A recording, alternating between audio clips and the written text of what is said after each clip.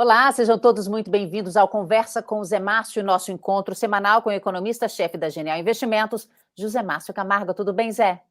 Tudo bem, Denise? Eu quero agradecer aqui o Gabriel, um grande amigo nosso aqui. Não é a primeira vez que ele vem, é sempre uma conversa muito boa quando o Gabriel está aqui conosco. Muito obrigado, Gabriel. Um prazer enorme ter você aqui novamente. Ô Zé, o prazer é todo meu e é bom te ver, bom ver a Denise e é ótimo estar com vocês. Maravilha. Então, olha só, gente, para quem não conhece, o Gabriel Azevedo é vereador em Belo Horizonte, sem partido, mas ele amigo nosso há muito tempo, de vez em quando ele participa das lives, porque ele é, além de ser super conectado em Minas Gerais, com os políticos de Minas, ele também é um observador muito atento da política nacional. Então, a gente sempre gosta de ouvir aqui os insights do Gabriel. E, Zé, assunto não falta. Essa semana a gente está aí turbulenta, debandada na equipe do Paulo Guedes, formação aí de movimentações eleitorais que, claro, não estão parando, estão aí direto, essa coisa dos precatórios, fura-teto. Por onde você vai começar aí a conversa com o Gabriel? É bom começar pela confusão que está nesse momento, né? Quer dizer, hoje a gente está numa sexta-feira, no auge dessa confusão aí da PEC dos precatórios, do furo do teto. A gente sempre teve aqui, o teto sempre foi um dos pilares do nosso cenário econômico, tá certo? Nossa avaliação sempre foi que o teto era fundamental para ter um cenário positivo nos próximos meses, nos próximos anos. Quando você fura o teto, você quebra um dos pilares. A pergunta aqui é como é que vai ficar pela frente, né? E do ponto de vista político, isso significa uma mudança muito importante aí nas estratégias políticas dos diferentes candidatos. Então, quer dizer, eu acho que a primeira pergunta, a primeira conversa que eu acho que vale a pena ter é exatamente como é que o Gabriel está vendo aí esse cenário político, essas mudanças que estão acontecendo. Me lembro que da outra vez que o Gabriel esteve aqui foi quando o ministro Sérgio Moro pediu demissão, tá certo? Ou seja, tá certo? Sempre quando tem uma crise muito importante, o Gabriel está aqui conosco. Gabriel, como é que você está vendo para o futuro aí do cenário político e econômico? Zé, acho que a gente conversa sobre a situação econômica, a situação política brasileira desde meados de 2017, 2018. E logo após a eleição do Bolsonaro, eu disse que a crise seria permanente, sobretudo por conta dele e dos três filhos, né, que, de certa forma, conduzem aí um governo extremamente atabalhoado. Eu não entendo como ainda há no mercado quem acredite que a economia se dissocia de política. Ah, não, agora a economia vai, a política não atrapalha mais. São coisas conectadas. E o que está na mesa, o que está na pauta, Zé, é a eleição de 2022. É isso que está deixando tudo muito turbulento. Por quê? A partir do momento em que o Lula é candidato, o Lula está na disputa, e por ter cerca de 30% certo do eleitorado, é um candidatíssimo forte a estar presente no segundo turno. Você tem um presidente que estava numa situação mais tranquila, de imaginar que essa vitória, a reeleição, estava garantida, mesmo com muita turbulência, ele começa a se movimentar. Então, temos os negacionistas da pandemia que não gostam de vacina e também temos os negacionistas da economia, Zé, que acreditam que estourar teto de gastos não é um problema, é um problemão. Eu, que não sou um economista brilhante como você, sou apenas um político que tenta escutar bons economistas, eu sei que não há desenvolvimento sustentável se não se respeita o teto de gastos, a responsabilidade fiscal. Há, por parte do governo, o interesse de tirar essa marca do governo do presidente Lula, que era a questão do Bolsa Família. O que você tem ali é praticamente uma mudança de nome de um programa e um aumento do valor para além do que é possível. Acho que é interessante depois chamar para essa conversa aqui, Zé, um outro mineiro, o Marcelo Aro, que é deputado federal, que está sendo relator desse procedimento todo, é um amigo aqui de Belo Horizonte. E a pressão em cima do Marcelo é enorme, porque, afinal de contas, o Bolsonaro quer dar um auxílio de 400, né, com essa parte variável que estoura o teto de gastos. E isso, é claro, gera uma turbulência muito grande no mercado. No final do dia, fortalece, ao meu ver, o ex-presidente Lula, porque fica escancarado que é a tentativa de uma maquiagem de um programa que está muito ligado a ele, e enfraquece o Bolsonaro, que, como eu disse, nunca teve nada de liberal, nada, nada, né? É só ver o histórico. Não dá para acreditar em discurso de político, e está aqui um falando. Você tem que acreditar em ações de político. E as ações do governo Bolsonaro vão ficando muito longe de um ideário liberal, né, de mudança econômica no sentido em que alguns dos seus eleitores com esse viés esperavam. É um desastre o que está acontecendo no Ministério da Economia, uma debandada, e a sinalização é muito ruim. Há quem diga que o presidente Bolsonaro vai recuperar sua popularidade com uma retomada econômica a partir do ano que vem. Mas isso vai ficando cada vez mais complicado a partir do momento em que se torna uma série de situações que são sustentáculos de economia que pode voltar a crescer em troco de disputa eleitoral. Acho que isso é o pano de fundo de tudo. Nós estamos aqui com dois candidatos, Lula e Bolsonaro, que tem tudo para estar no segundo turno de novo. Há muita gente aí patinando numa vontade de tirar o Bolsonaro do segundo turno, porque eu acho muito difícil tirar o Lula do segundo turno. Acho que é mais fácil tirar o Bolsonaro, mas, infelizmente, ao que tudo indica, o Brasil está caminhando, mais uma vez, para um segundo turno muito complicado para o Brasil e para a economia brasileira. Agora, o Gabriel, quer dizer, eu concordo praticamente tudo que você está falando, exceto, tá certo, com esse finalzinho aí. Por que eu discordo desse finalzinho aí? Eu acho o seguinte, eu acho que com o furo do teto, o cenário econômico muda completamente. Quer dizer, eu concordo com você que o cenário, até essa semana, o cenário era de uma volta do crescimento econômico por causa do fim da pandemia. Se realmente a pandemia acabasse, a gente ia ter uma volta do crescimento, a economia ia crescer de forma bastante forte, com redução da taxa de desemprego por causa da volta do serviço. O serviço é muito intensivo em mão de obra. Então, a gente ia ter uma redução importante na taxa de desemprego e uma redução na taxa de inflação, que geraria uma melhora na avaliação do governo Bolsonaro e, consequentemente, levaria o Bolsonaro para o segundo turno. Então, nós concordamos. Até então. Aqui nós concordamos. Até aqui nós concordamos. A discordância vem agora, tá certo? Com o furo do teto, esse cenário acabou. Tá certo? Não, então nós concordamos nisso também. Não, porque eu acho que agora a probabilidade do presidente Bolsonaro ir para o segundo turno diminuiu substancialmente, porque como a economia não deverá crescer em 2022, tá certo? Você vai ter uma taxa de juros muito mais alta do que você teria se você não tivesse furado o teto, a taxa de inflação vai estar muito menos sob o controle e, consequentemente, a perspectiva de melhora da avaliação do governo Bolsonaro diminuiu muito. Isso significa que, pela primeira vez, na minha avaliação, existe uma probabilidade concreta de você ter um outro candidato que não o presidente Bolsonaro no segundo turno. Até a semana passada, nossa avaliação é que isso seria extremamente difícil. Hoje, eu acho que as chances de você não ter o presidente Bolsonaro no segundo turno aumentaram substancialmente, tá certo? Então, é aí que estou discordando de você, nesse finalzinho, como eu falei, tá certo? Então, nós temos até uma outra, para variar, uma concordância dentro dessa discordância. Em que aspecto? Meu ponto é que os defensores de que o presidente estará no segundo turno tem a ver com a economia que vai crescendo. E eu também concordo com você que ela, mesmo antes dessa semana, eu sentia que qualquer retomada que viesse não seria num grau suficiente para dar ao presidente uma popularidade muito pujante. A minha discussão em relação ao segundo turno é um pouco matemática também.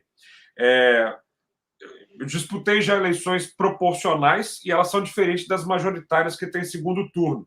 Ou seja, o desafio de uma eleição que tem 2 turnos é, sobretudo, você ir para o segundo turno. Para você ir para o segundo turno, não precisa de você ter logo de cara 50% mais um, né? Você tem que ter mais do que todos os outros. E a grande questão, Zé, aí vamos na política, acho que o Lula, não sei se você concorda comigo, ele tem uns 30%, 25% a 30% garantido, porque é um eleitorado muito fiel e está lá com ele.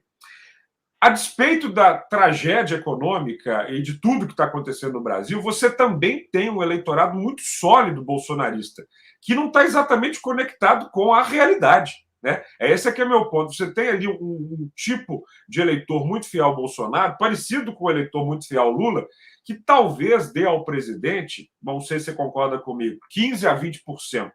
Acho complicado o presidente não ter pelo menos 15% a 20%. Concordo. Então, a partir do momento que vamos dizer que o Lula tem 30% e o Bolsonaro tem 20%, mas os que anulam, você tem ali o restante. Aí é que vem a grande questão.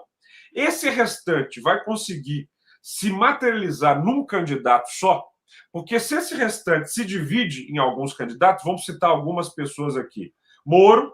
Primeiro, eu acho que o Moro é um problema para o Bolsonaro, porque ele divide o eleitorado do Bolsonaro. Você lembra quando a gente conversou na última vez, a crise era grande para o governo, porque você tinha um racha no bloco que apoiava o governo. A eleição do Bolsonaro era uma soma de antipetismo, mas também lavajatismo, uma questão do eleitorado religioso, uma questão... Tem uma série de coisas que compõem o bloco bolsonarista. A saída do Moro, o Moro ainda tem fiéis, ainda tem um eleitorado cativo. Então, eu acho que ele arranca um pouco do Bolsonaro, pode prejudicá-lo. Mas aí você tem o Ciro, meu palpite é que o Ciro vai sair menor dessa eleição, sabe? Eu acho que o Ciro ele concorre, por mais que ele tente um eleitorado mais ao centro, ele concorre com o eleitorado do Lula. E na esquerda, eu acho que a hegemonia do Lula vai ter um papel gravitacional muito forte em relação aos candidatos de esquerda. Acho que vai ter o Lula e o Ciro, todos os outros vão apoiar o Lula. Aí no centro, nós temos que nos perguntar o que vai acontecer. Eu acho que os próximos passos é prestar atenção nas prévias do PSDB. Né? Esses dias aqui em Belo Horizonte teve o Dória, teve o Eduardo Leite. Há uma sensação de que não se sabe bem o que vai acontecer e o vento começa a soprar na direção do Eduardo Leite. Você tem o Rodrigo Pacheco, né, que é senador por Minas Gerais, presidente do Senado, que está indo para o PSD na semana que vem ser candidato. Eduardo Leite e Rodrigo Pacheco conversam muito, conversam bastante. Há ali uma tentativa de composição. E você tem outros candidatos pela União Brasil, que certamente vai ter uma candidatura, é um partido grande, criado inclusive para contrapor o PSD. Se essas pessoas não se juntarem numa candidatura só, o risco de fragmentação e desses candidatos terem menos votos que o Bolsonaro acontece. E aí, se isso acontece, nós temos de novo um segundo turno de Bolsonaro e Lula, né? Ou seja, da última vez foi o Haddad, mas sabemos que era o petismo.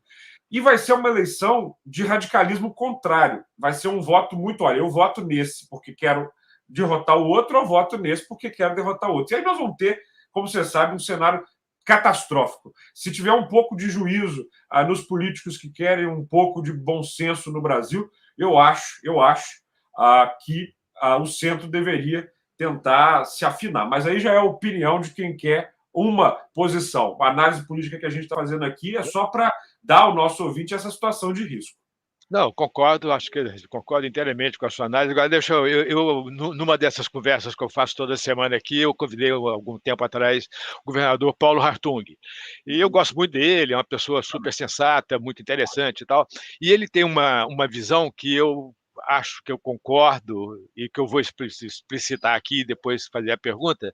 Quer dizer, a visão dele é o seguinte: a questão não é a fragmentação do centro, não é esse o problema. Que o centro tenha 2, 3, 4, 5 candidatos, não tem problema nenhum, tá certo? Na eleição de 2018, o problema não foi a fragmentação. Antes de mais nada, deixa eu voltar um pouquinho. Eu posso estar interpretando errado o que o governador falou, mas essa é a minha interpretação do que o governador falou. Então, lá em 2018, o problema não foi a fragmentação do centro. O ponto é o seguinte: nenhum daqueles candidatos era atraente. Esse era o ponto. Segundo ele, o Brasil tem 2 buracos negros que atraem muitos votos, que é o ex-presidente Lula e o presidente Bolsonaro. São buracos negros que atraem voto de uma forma muito impressionante. O centro não tem um buraco negro e precisa de criar esse buraco negro.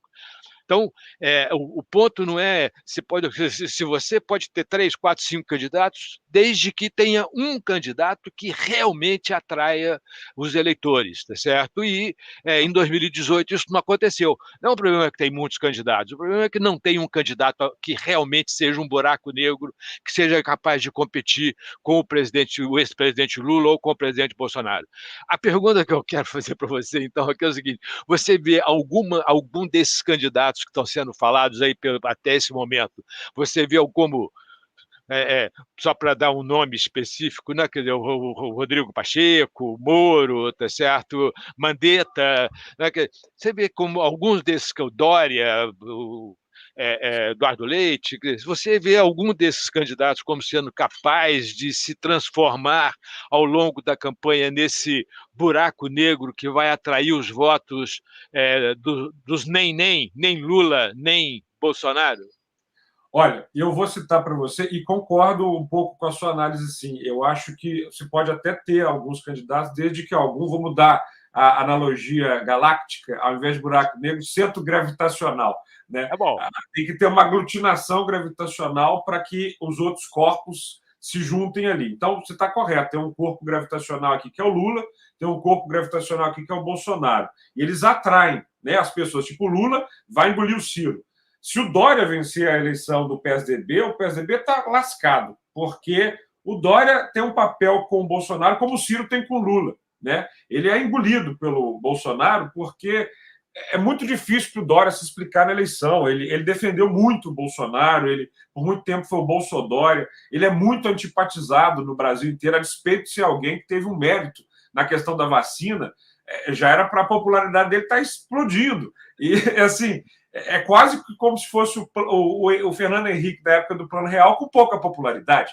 Né? Ou seja, você é pai de uma coisa muito boa, mas que não funciona. Então, eu acho que o Moro vai ter um papel de arrancar pedaços do Bolsonaro e diminuir o tamanho eleitoral dele. Isso é uma notícia interessante para quem acha que outra pessoa deve ir para o segundo turno que não o Bolsonaro. Mas acredito que é muito difícil para o Moro sozinho conseguir isso. Então, acho assim, hoje, o maior, e não é uma opinião de voto, nós estamos aqui na análise, a maior fonte gravitacional, sem ser o Lula e o Bolsonaro, é o Moro. Isso é só testar. Ou seja, você tem uma popularidade, uma intenção de voto que com certeza coloca ele no terceiro lugar. Agora, eu acho que o Eduardo Leite, vencendo as prévias do PSDB, nós estamos falando de um cara que foi prefeito, foi vereador, é governador bem avaliado, tem 37 anos, é diferente, é um cara assumidamente gay, não que a orientação sexual seja divisor de qualidade na vida pública, não é isso que eu estou dizendo, mas ele tem um fator de novidade, falou disso com clareza na televisão, chamou a atenção das pessoas, é um cara que fala bem, é um cara que sabe se expressar, é um cara que não tem, até o momento, e isso não se coloca nenhum ataque que o desabone no sentido da corrupção, no sentido da má gestão, e é um cara posto para o diálogo que pode, de certa forma, encantar as pessoas. Eu acho que eu colocaria hoje o jogo, Zé, para não ser injusto e colocar uma pessoa só, vou escalonar em ordem. Você tem Lula e Bolsonaro como 200, e aqui no meio você tem Moro em primeiro lugar, Eduardo Leite e Rodrigo Pacheco. Essa trinca me parece uma trinca de onde vem alguma coisa gravitacional. Não sei se você enxerga, no momento, outra pessoa. Não, a gente tem uma pesquisa aqui, não sei se você se acompanha, aliás, você deve conhecer, com o Felipe Nunes, tá certo? Claro. Que está Tudo fazendo mineiro, conosco. O software é todo mineiro, né? Denise, Felipe. E é esse o sinal da pesquisa. A pesquisa tem dado exatamente esse sinal. O Moro, quando a gente coloca o Moro lá, o Moro já aparece com mais intenções de voto do que o Ciro, tá certo? Ainda que muito abaixo do Bolsonaro e do Lula, obviamente. Tá certo? Então, quer dizer, o Eduardo Leite, é muito desconhecido, então não dá para falar do Eduardo Leite, tá certo? Mas o Moro já aparece. É o potencial do Eduardo, porque ele, por ser governador de um estado que não está sempre na mídia, ele é desconhecido, mas ele tem viajado pelo Brasil e a recepção tem sido muito positiva, porque ele é uma boa figura, ele fala muito bem, ele está trazendo esse discurso de, olha, não quero brigar com Lula, não quero brigar com Bolsonaro, quero brigar com os problemas do Brasil, se você está nessa, vem para cá. Então, acho que o Moro tem uma questão complicada, né? Ele não tem como não brigar com o Lula e o Bolsonaro. Ele já brigou com os dois, né? Claro. Ele é o algoz, na briga. Ele é o algoz do Lula e ele, obviamente, brigou com o Bolsonaro, né? Isso tem lados positivos e negativos, né? Isso pode favorecê-lo no certo sentido. Agora, eu tenho uma teoria não sei se pode chamar de teoria, mas não importa, uma avaliação, talvez seja melhor, que é o seguinte, eu quero ver como é que que você acha. Nós estamos numa trajetória muito positiva da pandemia. A pandemia a gente chegou a ter mais de 3 mil óbitos por dia lá em junho, tá certo? Hoje a gente está em torno de 350, 400 óbitos por dia e continua em queda. O número de casos também está caindo, tá certo? Isso significa, se continuar nessa trajetória, e não é nenhuma projeção, não estou projetando que vai continuar, porque ninguém sabe exatamente o que vai acontecer com a pandemia, tem muita incerteza, então, mas de qualquer forma nós fizemos uma conversa dessas aqui com o vice-presidente da Fiocruz, que aliás está gravada, vale a pena dar uma olhada, porque o Marco Krieger, que ele é muito bom e ele também está bastante otimista, então acho que tem aí algumas coisas importantes. Então, o nosso ponto, quer dizer, a nossa avaliação tem uma avaliação que é o seguinte: se a pandemia continuar nessa trajetória, a gente vai estar no começo de 2022, no final de 2021, o final de ano vai ser muito mais positivo do que o final de 2020. Vai ter Réveillon e vai ter Carnaval. Vai ter Réveillon e vai ter Carnaval, exatamente. Eu já comprei minhas frisas por Carnaval, para falar a verdade. Então, tá certo? Então, desse ponto de vista, acontece o seguinte: isso vai ser uma mudança na sensação de bem-estar da população muito impressionante, tá certo? Nós vamos ter uma mudança da sensação de bem-estar de uma situação de muita depressão para uma situação de euforia que vai afetar o comportamento das pessoas. Esse é o nosso cenário. Na verdade, é um pouco o que aconteceu depois da gripe espanhola, tá certo? O Carnaval de 2019 foi um escândalo. Exatamente, foi o maior carnaval da história do Rio de Janeiro, tá certo? É um livro muito bom que está ali, ó, Metrópole à beira-mar, do esse é espetacular, eu já li. Eu tenho citado muito esse livro, tá certo? Na verdade, é curioso, foi uma coincidência, tá certo, que o Rui Castro tenha escrito esse livro em 2019, né? Curioso, bem interessante. Mas o ponto é o seguinte: dado isso, a nossa questão aqui é o seguinte: quem vai se apropriar, capitalizar o fim da pandemia? E o nosso ponto é o seguinte: quem conseguir capitalizar o fim da pandemia pode ser esse outro, vai ser, na verdade, esse outro buraco negro de atração de votos, tá certo? Então, qual é o ponto aqui? O ponto é o seguinte, quer dizer, olha aqui, ó, quem pode ser o Mandetta, pode ser o ex-ministro Mandetta. Ele lá no começo da pandemia, ele falava todo dia, fez a entrevista, é difícil de voltar lá, mas não importa, eu não acho que ele está fora. Pode ser o governador João Dória? Claro. Não, como você mesmo disse aí, ele foi o cara que deu a primeira vacina, estava ali defendendo e tal. Pode ser o presidente Bolsonaro? Eu acho que pode. O presidente Bolsonaro pode dizer: eu comprei 600 milhões de vacina e por isso que a população brasileira está vacinada. Vocês estão me chamando de negacionistas, mas, na verdade, eu é que disponibilizei as vacinas. Ou seja, pode ser qualquer um deles. Tá certo? Eu não sei quem. Eu queria que você desse o palpite, exatamente esse é que é o ponto aqui. Eu já fiz muita campanha, né? Eu faço campanha desde 2006. E a mensagem que você passa tem que estar muito em sintonia com o que o eleitor está querendo. Quando ele vai na urna, mais do que votar, ele escolhe o próximo capítulo da vida dele, né? Ele de certa forma, ele compra esperança. As pessoas acham que as escolhas são racionais. Não são. Todas as escolhas, até quem diz que lê plano de governo, é uma escolha emocional. E eu acho que você começou muito bem essa história, porque, olha, tá bom, então vamos lá. Nós, cidadãos, você já comprou sua frisa. Você está querendo o carnaval, cara. Você está há 2 anos preso em casa. E você, Zé, está comendo. Você tem o dinheiro para pagar aí o seu gás, a tua comida. Você não está chafurdando lá no caminhão pegando o osso. Temos 2 problemas graves no Brasil. Há 2 situações complexas no Brasil, melhor dizendo.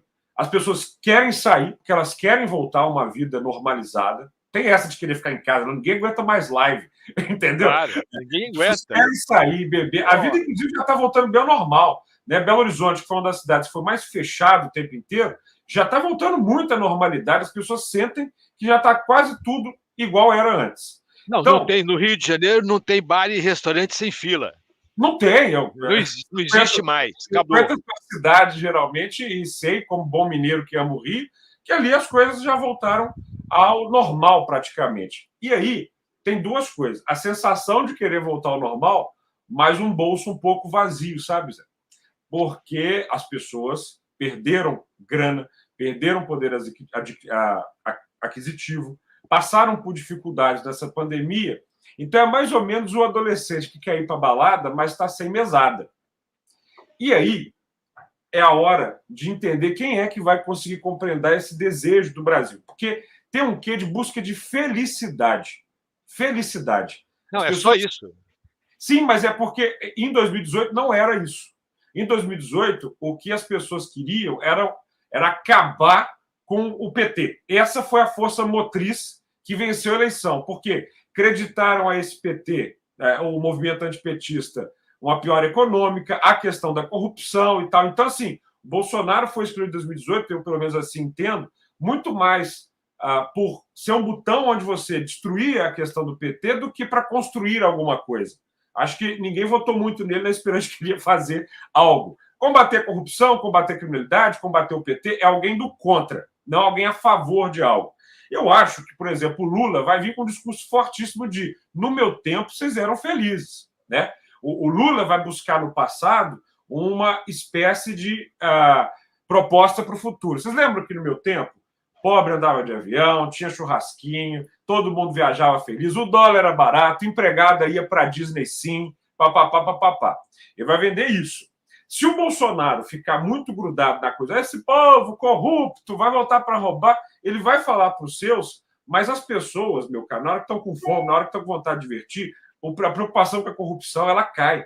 As pesquisas do Felipe Nunes vão te mostrar isso aí. Assim, ó, em 2018, a preocupação com a corrupção era muito alta. Não é mais, porque quando todo mundo está com fome, e outra, na hora que você escolhe alguém para acabar com a corrupção, que não acaba, né, que as denúncias começam a surgir, não, esse não dá. Então, eu acho que a grande força motriz do ano que vem vai ser quem vai me fazer feliz. O Lula, eu acho que tem vantagem nisso. E se o candidato de centro, se essas pessoas não entenderem essa busca de felicidade do eleitor, elas vão ficar para trás. Porque não adianta ficar falando contra os outros e também não adianta.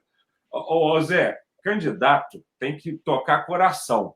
Aí está falando aqui o marqueteiro. Candidato toca o coração. Ficar com o papo de gestão, de precatório, de teto de gastos, de não sei o quê, isso é para quando for ir na Genial conversar com os investidores, isso é quando sentar na Faria Lima e tal. Na televisão, no rádio, na internet, que ó, você encosta no coração do eleitor e fala, olha, eu quero isso para o Brasil, estou com você, eu sei que você está sentindo. E não é só uma questão de populismo, não. É porque em campanha você não tem tempo para explicar as coisas. Então você divide a comunicação. Com o mercado você fala uma coisa, com o eleitor você fala outra, com quem está assim você fala outra. Quem não entender isso, Zé, vai ficar para trás na eleição do ano que vem. Então, Gabriel, quer dizer, a Denise já está aqui para me dizer que está na hora de acabar, mas a conversa está tão boa que eu vou continuar mais um pouquinho, tá certo? Você que é mineiro, tá certo? Você está aí, conhece Minas bem, sabe como é que é a política mineira. A política mineira é muito sofisticada, né? Quer dizer, eu acho a política mineira a mais sofisticada do país, então acho que é muito importante.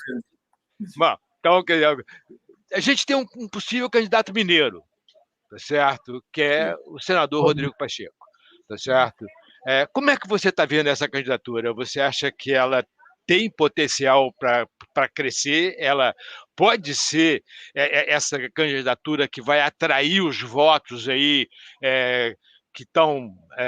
porque na nossa pesquisa com o Felipe, tá certo, com a Quest, na nossa pesquisa aqui da Genial, 55% dos eleitores estão indecisos, que é muito. Muita gente, claro. Tá certo?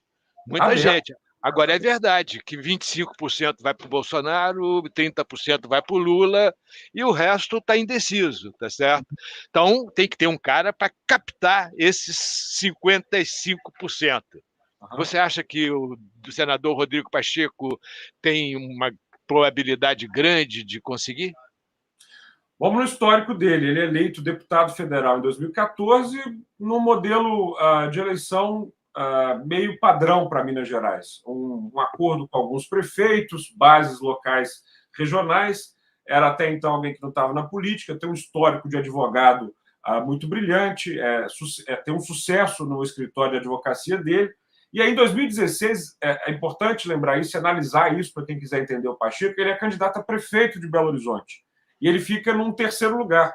ele acaba sendo um azarão que chega ali, como ninguém esperava, e fica atrás do João Leite e do Calil, né, que vão para o segundo turno. Mas ele cresce vertiginosamente como uma terceira opção para o eleitor de Belo Horizonte. É bom lembrar disso. Primeira vez que a gente se encontrou, ele me perguntou assim, e por que eu não ganhei? Eu zoei ele e falei assim, porque eu não era seu marqueteiro. E por quê? Porque a campanha faltou um pouco de emoção, a meu ver. Ele falava algumas coisas que não se conectavam tanto com o eleitor de Belo Horizonte. Mas ele passa credibilidade, ele passa solidez, ele é um homem de porte alto, né, e fala muito bem, e tem propriedade no que fala. Bom, 2 anos depois de ter o terceiro lugar para prefeito, ele sai de deputado para senador, né? E é carregado para o Senado, primeiro sendo essa postura que não desagrada, mas também por uma grande onda contra a Dilma. Vamos lembrar que a Dilma era candidata a senadora em 2018 e o Mineiro falou, não, vamos votar nele para não deixar ela. Então ele é carregado para o Senado, ele e o senador Carlos Viana na mesma toada. Quem imaginava que a Dilma, ex-presidente, ia perder um cargo de senadora? Quando ele vira senador, costura muito rápido no Senado com muita gente, né? Vira uma pessoa de confiança do Davi Alcolumbre, que é o presidente do Senado. Na impossibilidade do Davi ser candidato, ele acaba virando presidente. E isso é interessante, eu vi muito de perto, porque o plano dele, na verdade, era concorrer ao governo de Minas. Era ser candidato a governador no ano que vem, né? Uma vez que aqui em Minas você tem o Zema, que foi um completo azarão também em 2018. Quem iria imaginar que o Zema ia derrotar Anastasia e Pimentel, que era o que todo mundo estava esperando, que iria para o segundo turno? Então, relação ao ano que vem, você tem completa razão. A gente fica sempre calculando as coisas, mas do eleitor e da urna vem tudo. Então, o senador vira presidente do Senado e ele não tem porquê, isso é uma coisa para pontuar aqui, não concorrer. Ele está no mandato de senador que dura 8 anos, até 2026. Até 2026. Não tem por que não concorrer no ano que vem, porque ele pode concorrer e voltar para o mandato dele de senador. Vai ganhar visibilidade, vai ficar mais conhecido. E eu sinto o seguinte, se ele acertar na comunicação, na mensagem, ele é um candidato robusto. Ele vai ter que trabalhar as hostes. O bolsonarismo e o lulismo vão fazer de tudo para bater em todos que não sejam esses no primeiro turno, Zé. Os dois sabem que tem grandes chances indo junto para o segundo turno. Então, todo candidato de terceira via, que não for um dos dois, vai ter que driblar as cascas de banana e os ataques que Lula e Bolsonaro vão colocar. Mas, como eu te disse no escalonamento, hoje, além de Lula e Bolsonaro, os 3 principais personagens são Moro, Leite e Pacheco. E o Pacheco tem conquistado muito apoio no meio político, nas articulações, no mercado, só que os partidos e o mercado não somam talvez 1% dos votos, né? E não tem presidente sem povo. É povo que escolhe presidente. Então, o que falta a esses candidatos de centro é uma mensagem, uma conexão para chegar numa fatia vultosa da população, como você diz, que seja não um buraco negro, mas um centro gravitacional que atraia uma parcela da população, que é aquela que não quer nem Lula nem Bolsonaro. Aliás, a mensagem está desenhada. Em política, em eleição, o óbvio é delicioso. Você falou, nem esse, é aqui. Nem esse, é aqui. A conversa, a mensagem passa por isso. Ok, Gabriel, quero agradecer, senão a Denise vai me demitir. Então, muito obrigado, um prazer enorme ter você aqui novamente, tá certo? Muito boa conversa, vamos fazer outras no futuro. Denise, por favor. Ô, Gabriel, a gente pode deixar você tanto tempo sem vir aqui, não, que você faz falta, né, Zé? Os comentários sempre saborosos do Gabriel. Obrigada, viu? Obrigado a vocês. E uma última coisa para entender o xadrez todo, a eleição presidencial brasileira também se faz com palanques regionais. Vamos ficar de olho nas candidaturas a governo em lugares onde há, por exemplo, dúvidas, como é aqui em Minas Gerais. Você tem o Novo e você tem o Calil, né, que está se colocando, os dois estão se colocando como candidatos. Vale lembrar, ele falou da sofisticação da política mineira, desde a redemocratização, quem vence a eleição presidencial em Minas vira presidente. É o estado que sempre apontou quem ganha. E, pela primeira vez, os 2 principais candidatos a governador do estado de Minas Gerais não apoiam os 2 principais candidatos a presidente. Olha que coisa maluca. Então, você tem o Bolsonaro e o Lula, eles não são apoiados nem por Zema nem por Calil. Então, você tem aqui em Minas um cenário solto. E nós estamos falando de quase 25 milhões de pessoas do segundo maior colégio eleitoral do Brasil, que faz muita diferença. Atentar e candidatos a presidente Minas Gerais é peça importante no tabuleiro, porque o Brasil caminha na direção que Minas aponta. Muito bem, parabéns. Acho ótimo, muito bom, tá certo? Na verdade, muito obrigado, Gabriel. Grande prazer ter você aqui conosco novamente. E você comentou do Bolsodória, né? Agora eu lembrei uma coisa que a gente comentou no evento da Genial que você participou, que o Zema ganhou um impulso muito forte, porque no finalzinho da campanha ele apoiou o Bolsonaro. E agora também se distancia, né? Tenta se distanciar. É? Até o Mas novo, a gente lembra. O eleitor vai lembrar e o adversário vai fazer o eleitor lembrar. E uma coisa interessante, o Novo, para se descolar, o Amoedo se trupicou lá dentro, né? O Novo é um partido em guerra civil, todo mundo sabe disso, e eles vão agora tentar lançar o Luiz Dávila, né? O Luiz Dávila é o candidato a presidente do Novo, justamente para tirar do Novo essa coisa do bolsonarismo. Não, nós não temos Bolsonaro, não, nosso candidato é esse daqui, ó.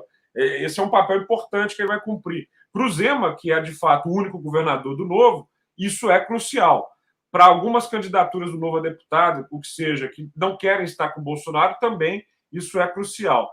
Agora, e para fechar, Minas Gerais já teve no passado o Lulécio, né, que era o eleitor que votava no Lula e no Aécio e achava isso ok. O Dilmazia, o eleitor que votava na Dilma e na Anastasia.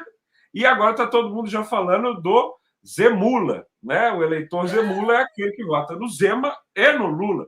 E existe, porque a popularidade do Lula e do Zema estão altas em Minas Gerais. Então, quem imagina que possa ter... Não, mas lá como o Zema está bem, só ajuda o Bolsonaro. Mineiro não faz essas escolhas assim tão óbvias, não. Aqui há um voto bem ornitorrinco, né? Que soma partes de animais políticos diversos. Que maravilha te ouvir. Muito obrigado. Falou, gente. Zé Márcio, Gabriel, super obrigada. Você de casa, muitíssimo obrigada pela companhia. Se inscreva no canal, clique no sininho e compartilhe esse conteúdo com seus amigos que estão tentando entender a política. Muito obrigada, um beijo e até a próxima. Tchau. Beijão.